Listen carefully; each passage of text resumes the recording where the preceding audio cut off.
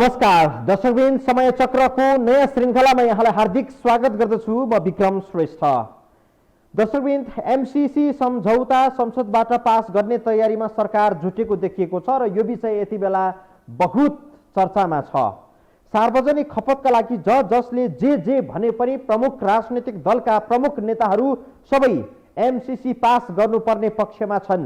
यस अर्थ यो मामिला सरकारको मात्रै विषय रहेन, पक्ष विपक्ष सबै एमसीसी पास गर्नुपर्ने कित्तामा उभिएका छन्। तर सरकारमा जान खुट्टा उचालिसकेको जसपा समेत एमसीसी को विरोधमा उत्रिने भएपछि अबको केही समय एमसीसी को गल्फपत्तीमा रुमलिने लगभग निश्चित बनेको छ। के हो एमसीसी र के होइन, हेरौं यो रिपोर्टमा।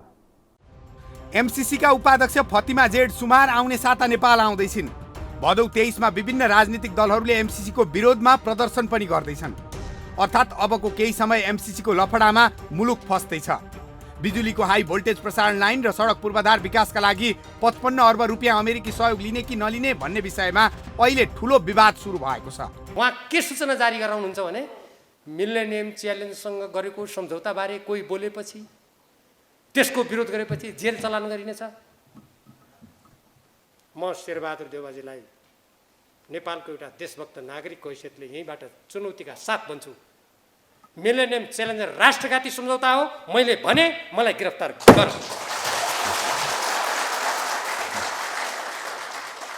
गृह मन्त्रालय आऊ, को छ यहाँ, मलाई पक्रेर लग। गफ छ भने तिमी देशघातीहरूले यो समतागणलाई नेपाली जनतालाई सूचना दिएर धम्क्याएर देशभक्त नेपाली जनता धम्किँदैनन्। यो निरङ्कुश तन्त्र होइन, नेपाली जनताले रगत बगाएर ल्याएको लोकतन्त्र हो। तिम्रो धम्कीको कुनै मूल्य छैन। त्यसलाई तिम्रो धम्कीलाई म देशभक्त नेपालीको जनताको बुटले यहीँबाट कुल्चिदिन्छु। यो विवादमा सबैभन्दा छेपारे शैली चाहिँ राजनीतिक दलहरूकै छ। राजनीतिक दलहरू आफू सत्तामा हुँदा एमसीसी पास गर्नुपर्ने भन्ने गर्छन्। प्रधानमन्त्रीको कुर्सीमा रहँदासम्म केपी ओलीले एमसीसी पास गरिहाल्नुपर्छ भन्ने गर्थे। अहिले उनी आफै भनिरहेका छन् सरकारले झुक्क्याएर एमसीसी पास गर्न खोज्दैछ। कांग्रेस र माओवादी भएका बेला एमसीसी गरे, अहिले एमसीसी बोल्दैनन्, झुक्क्याएर पास गर्न खोजे होला। 4 वर्ष अघि शेरबहादुर देउवा प्रधानमन्त्री र ज्ञानेन्द्र बहादुर कार्की अर्थमन्त्री हुँदा एमसीसी कम्प्याक्टमा हस्ताक्षर भएको थियो। संयोगले यी दुवै अहिले पनि सरकारमा छन्। त्यसपछि बनेका प्रत्येक सरकारले एमसीसीलाई अघि बढाउन केही न केही योगदान गरेकै छन्। सत्तामा हुँदा एमसीसी पास गर्नुपर्छ भन्नेहरू प्रतिपक्षमा हुँदा राष्ट्रवादी बनी टोपल्ने विरोधमा उत्रिने गरिरहेका छन्। नेपालमा ठूला योजना सन्धि सम्झौता आदि गर्ने कि नगर्ने भन्ने सवालमा विवाद भयो भने नेताहरू देशलाई कति फाइदा हुन्छ भनेर सोच्दैनन्।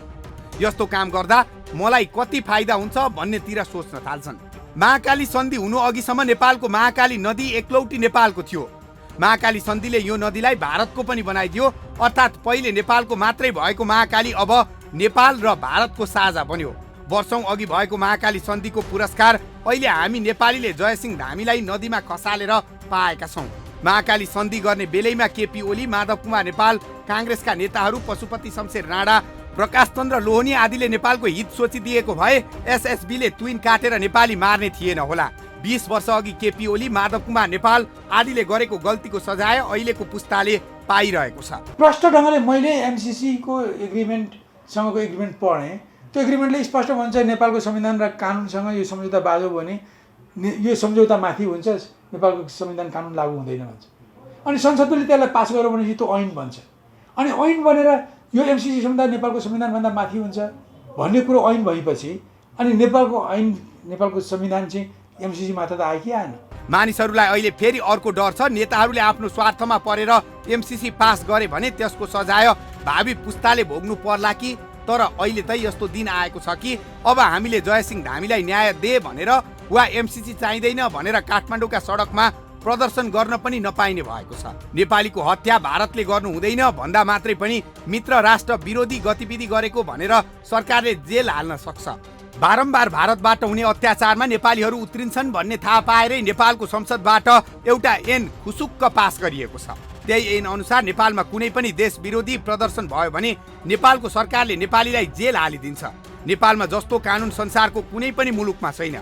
विरोध प्रदर्शन गर्न पाउने हक संसारका सबै लोकतान्त्रिक मुलुकहरूमा हुन्छ। भारतमै पनि भारतका जनताहरूले अरू देशको विरोधमा प्रदर्शन गर्न सक्छन्, तर कसैलाई पनि जेल हालिँदैन। एमसिसी को विरोध गर्ने नाम एमसिसी को नलेखे पनि विदेशीहरूका सहयोगमा आउने योजनाहरू, विकास योजनाहरूको विरोधमा अभिव्यक्ति दिने, गतिविधि गर्नेहरू काम गलत हो। यसले मित्र राष्ट्रको सँगको सम्बन्ध बिगार्छ। त्यस्ता गर्नेहरूलाई सरकारले निगरानी गरिरहेको छ र कडा कारवाही पनि गर्छ भनेर धम्क्याएर उसले आफ्नो प्रजातान्त्रिक नकाबलाई फालेर ऊ आफ्नो जुन चरित्र हो, विदेशको निम्ति दलाली गर्ने र विदेशीको निम्ति निरङ्कुश हुने, तानाशाह हुने प्रवृत्ति यो सरकारले देखाएको छ। अमेरिकाले एमसिसी मार्फत प्रसारण लाइन मार्फत दिने भनेको 55 अर्ब रुपियाँ ऋण होइन, यो अनुदान हो। यस्तो अनुदान फिर्ता गरिरहनु पर्दैन। यसकारण अमेरिकाले दिने रकम लिएर प्रसारण लाइन बनाउन सकियो भने यो सबै नेपालीका लागि गौरवको विषय बन्नेछ। तर प्रश्न यो मात्रै छ कि दान दिने पक्षले नै मेरो दान स्वीकार गरिदेऊ भन्दै टिभीमा किन विज्ञापन बजाउँछ? एमसिसी पास गर्ने नगर्ने भन्ने कुरा नेपालको सरकार र अहिले त संसदले गर्ने निर्णयमा भर पर्छ।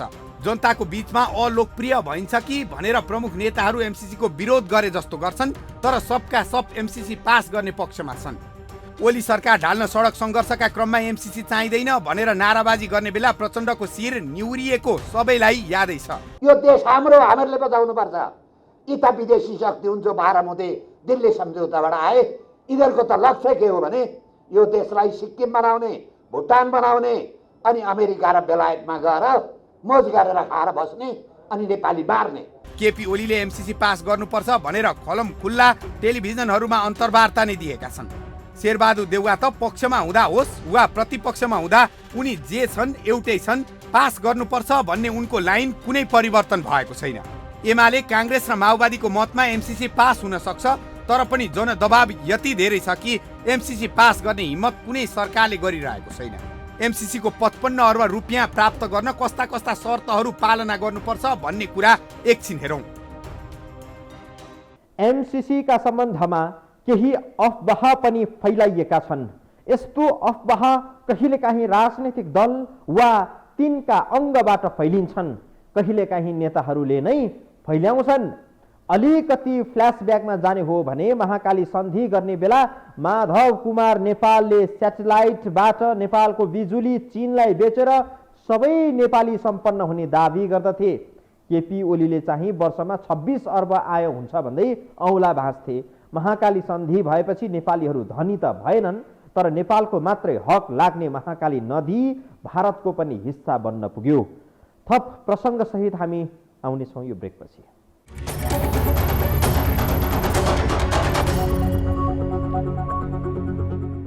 एमसिसी को विरोध गर्नेहरूले भनिरहेका छन् यो अनुदान स्वीकार गर्दा नेपाल अमेरिकी सुरक्षा रणनीतिको हिस्सा बन्नेछ। यसले नेपालको सार्वभौम सत्ताको अनादर गर्नेछ।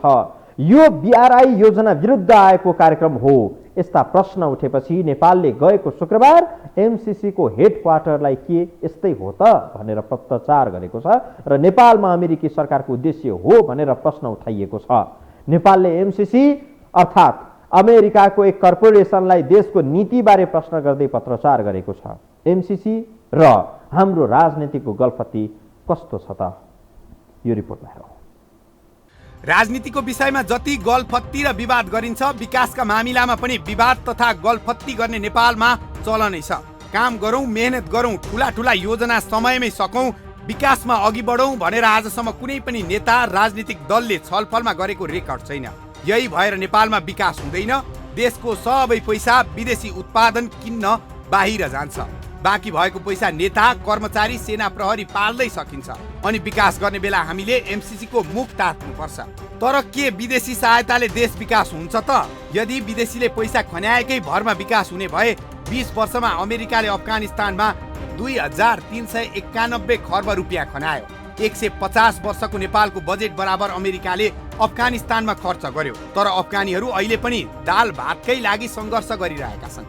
विकास शून्य छ, अर्थात् विदेशी अनुदानले कुनै मुलुकको विकास हुने कुरा सत्य होइन रहेछ।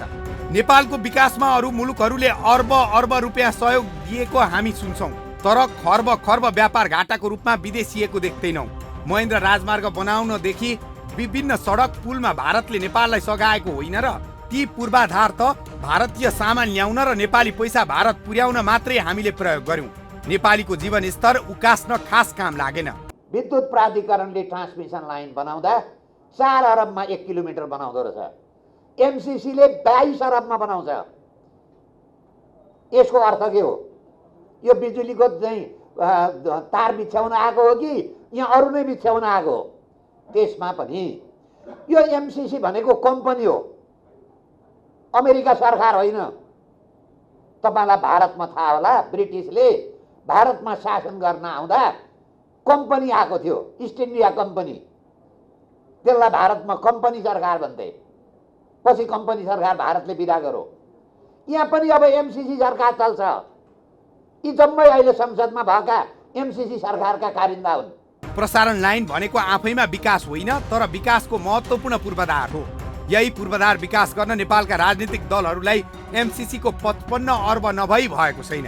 अनुदानमा आउने 55 अर्ब प्राप्त भयो भने के न भइहाल्छ। दुनियाँका विद्युतमा कसैले नगरेको विकास हामीले गर्न सक्छौं भन्ने आशमा नेपालका राजनीतिक दलहरू छन्। यहाँका केही मान्छे र विदेशीहरूले 55 अरबको घाँस देखाएका छन्। 55 अरब ठुलो पैसा होइन।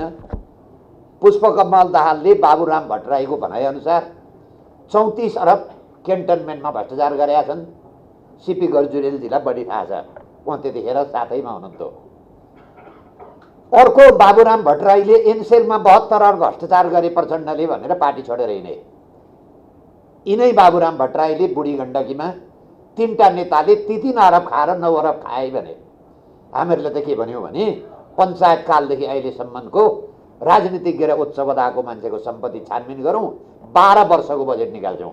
नेपालका नेताहरूलाई एमसिसी को 55 अर्बको माया औधी लागिरहेको छ, तर वर्षेउनी नेपालबाट चामल किन्नका लागि 32 अर्ब भन्दा बढी रकम विदेशिन्छ।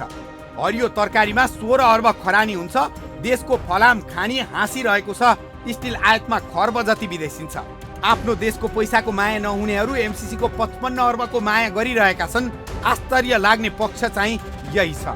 एमसिसी र अमेरिकाको एसिया पेसिफिक रणनीतिलाई आपसमा जोडेर पनि धेरैले चीन विरोधी कार्यक्रमका रूपमा अर्थ लगाउँछन्। कतिपय विश्लेषण आफैमा अति रञ्जित पनि लाग्छन्, किनभने चीन स्वयंले भनेको छ कि नेपाललाई आवश्यक छ भने एमसिसी को पैसा लिँदा हुन्छ। यसमा चीनलाई कुनै आपत्ति छैन। चीनको बेल्ट एन्ड रोडको विपक्षमा एमसिसीलाई बुझ्नेहरू पनि धेरै छन्। अमेरिकाको चीन घेर्ने रणनीतिमा नेपाल फस्न हुँदैन भन्ने तर्क त धेरै नै सुनियो। बुझ्नुपर्ने कुरा के हो भने चीन घेर्नका लागि अमेरिकालाई नेपाल मात्रै अनिवार्य मुलुक होइन। भारत जस्तो सामरिक शक्तिले सम्पन्न मुलुकको साथ हुँदा त अमेरिकाले चीनको केही बिगार्न सकेन भने नेपालले साथ दियो नै भने पनि चीनलाई के फरक पर्छ? अनि नेपालले एमसिसी को पैसा लिएन भने अमेरिकालाई पनि केही फरक पर्नेवाला छैन, किनभने यस्तो पैसा लिन दुनियाँमा अरू पनि धेरै मुलुकहरू तयारी अवस्थामा छन्। 50 वटा मुलुकमा 47 वटा ठुला योजना त एमसिसी को पैसाबाट सम्पन्न नै भइसकेका छन्। योजना सम्पन्न भएका मुलुकहरूले पाए भने फेरि पनि एमसिसी को अनुदान लिन सक्छन्। नेपालले धेरै मुलुकहरूसँग आर्थिक सहायता लिन्छ, तर ती सहायता संसदबाट पास गरिरहनु पर्दैन। एमसिसीमा भएका शर्तहरूका कारण यो आर्थिक अनुदान चाहिँ संसदबाट पास गर्नुपर्ने भएको छ।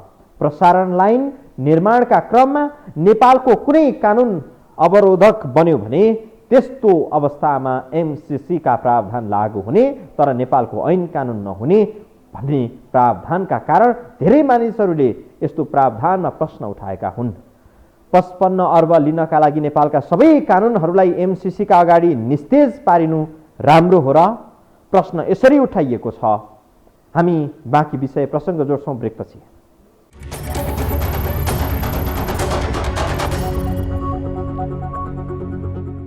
दर्शकहरू, एमसिसी को यो प्रसङ्गपछि चर्चा गर्दैछौँ आइतबार रातिको मुसलधारे वर्षा र यसका अन्य पक्षहरूका बारेमा। आइतबार राति करिब 5 घण्टा अविरल वर्षा भएपछि काठमाडौँ उपत्यकाकै धेरै ठाउँ डुबानमा पर्यो। छोटो समयमा धेरै वर्षा भयो अनि पानीले आफ्नो बाटो खोज्दा खोज्दै मात्रा बढी भयो, जसका कारण बाढी र डुबानको समस्या देखियो। केही विज्ञले भनेका छन् काठमाडौँको बाढी डुबान प्राकृतिक मात्रै होइन, केही मानव निर्मित पनि हो। नदी अनि खोला किनार अतिक्रमण गरेर बस्ती बसाइएको कारणले डुबानको समस्या आएको तर्क छ। यो बलियो तर्क हो। रोचक त के रह्यो भने छोटो समयमा यति धेरै वर्षा किन भयो त? मौसममा त्यस्तो के अवस्था सिर्जना भयो जसका कारण मध्यरातमा पनि चट्याङले मानिसहरूको निन्द्रा खलबलाइदियो। जलवायु तथा मौसम विज्ञान विभाग मौसम पूर्वानुमान महाशाखाले आइतबार साँझ 6 बजेको बुलेटिनमा भनेको थियो प्रदेश 1, 2, बागमती, गण्डकी र लुम्बिनी प्रदेशमा हल्का, मध्यम र भारी तथा मेघ गर्जन सहित वर्षा हुनेछ। मौसम जस्तो भए पनि अनुमान मिल्ने गरी बुलेटिन तयार पारिएको जस्तो लाग्थ्यो। काठमाडौँ उपत्यका वा आसपासका क्षेत्रमा कुन हदसम्मको पानी पर्छ भन्ने सामान्यतया पूर्व अनुमान महाशाखाले गर्दैन। अरू बेला भन्दा महाशाखाको बुलेटिन आइतबार कुनै फरक थिएन। यसकारण आइतबार रातिको वर्षा कस्तो हुने भन्ने बारे सोच्न कसैले आवश्यक पनि ठानेनन्। तर आइतबार राति पहिलेका रेकर्ड ब्रेक गर्दै काठमाडौँ उपत्यकामा 24 घण्टाभित्र 121.5 मिलिलिटर वर्षा भयो। त्रिभुवन अन्तर्राष्ट्रिय विमानस्थलमा राखिएको वर्षा मापन केन्द्रले यस्तै रिपोर्ट देखायो। कुरा त जनताहरू आफ्नो क्षेत्रको अवस्था जुन छ भौगोलिक अवस्था र विपदको हिसाबले अप्ठ्यारो पर्ने अवस्थाको बारेमा यहाँहरूले पहिलो त्यो पहिचान गर्नुहोस्। त्यसले जोखिमपूर्ण क्षेत्रमा यो अहिलेको बाढीको समयमा यो समय त्यसबाट अलिकति टाढै रहेर बसिदिनुहोस्। एउटा कुरो जनता आफैले पनि र यो जग्गा यो चाहिँ अतिक्रमण गर्ने नाउँमा तपाईँहरू जोखिमपूर्ण क्षेत्रमा गएर बसोबास नगर्नुहोस्। र मेन कुरा स्थानीय सरकार होइन, स्थानीय सरकारको धेरै जिम्मेवारी दायित्व छ। संविधानमा पनि छ, प्रदेश सरकार छन्, सङ्घीय सरकारहरू छ, अहिले भने छुट्टै निकाय पनि छ। उहाँहरूले जनतालाई सुरक्षित राख्ने होइन, जनतालाई बचाउने कुराहरू पूर्व तयारी र जोखिम न्यूनका लगानी बढाउनुहोस्। जनतालाई विपदको बारेमा राम्रोसँग बुझाउन जरुरी छ र हामी अरू सरकारवालाहरूले पनि यसको बारेमा धेरै बुझ्न जरुरी छ। बुझाउने काममा लगानी गर्नुहोस्, जनतालाई सचेत गर्ने काममा लगानी गर्नुहोस् र जोखिमपूर्ण क्षेत्रको पहिचान गरेर त्यो जोखिमपूर्ण क्षेत्रमा भएका बसोबास गरेको जनतालाई बचाउने काममा चाहिँ लगानी गर्नुहोस्। 24 घण्टाको अवधिमा यति धेरै वर्षा यसअघि कहिल्यै पनि मापन गरिएको थिएन। रातभर मुसलधारे वर्षा मात्रै भएन, पटक पटकको मेघ गर्जनले धेरैको निन्द्रा हराम गरिदियो। मुसलधारे वर्षाका कारण नदी, खोला, खहरेमा अचानक बाढी आयो। अरू बेला खास नदेखिने खहरेहरूले पनि रौद्र रूप धारण गरिदियो। त्यही कारण बाढी मानव बस्तीमा पनि पस्यो। मुसलधारे वर्षाकै कारण बाढी र पहिरोको सङ्कट देखिएको छ। केही दिन अघि मौसमविदहरूले अब भारी वर्षा नहुने अनुमान गरेका थिए। तर आइतबार रातिको वर्षाका कारण आएको बाढी ओछ्यानसम्म आइपुग्दा काठमाडौँमै पनि धेरै बिउजिए। पानीको भोल्युम बढ्दैमा तपाईँको डिजास्टर क्रिएट भइहाल्दैन। मैले भने नि अघि पनि हिजो बागमतीको किनारमा तपाईँको घरहरू थिएनन्, टुकुचाको छेउमा घरहरू थिएनन्। पहिला पनि त पानी त बग्थ्यो नि त, ठुलो योभन्दा ठुलो भोल्युममा नि पानी बग्थ्यो। तर त्यसले कुनै हानि नोक्सानी त गरेको थिएन नि त, किनभने त बस्ती नै थिएन। अब अहिले के गर्ने, हामी खोला मिचेर खोलाकै छेउमा बस्ती बसालेका छौँ भने अनि त्यसको त त्यो चाहिँ खोला चाहिँ हाम्रोमा आएको होइन कि हामी चाहिँ खोला गएर बसिया हो नि त। धेरै वर्षा हुँदा पनि काठमाडौँमा बाढी आउँदैन थियो। तर यसपटक धेरै ठाउँमा अचानक बाढी देखियो र घर घरमै पानी पस्यो।